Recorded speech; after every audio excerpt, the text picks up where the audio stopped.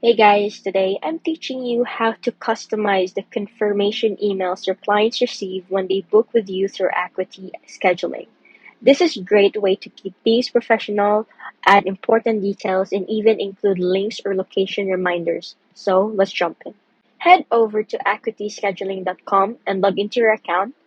Once you're inside the dashboard, click on Client Email from the left sidebar. Under the email section, tap on Initial Confirmation. This will bring up the default message that gets sent to clients as soon as they book. This is where you make the message truly yours. You can include a warm welcome, appointment instructions, address or Zoom link, what to bring or expect. And use smart tags like type, name, or location so the message fills in client-specific details automatically.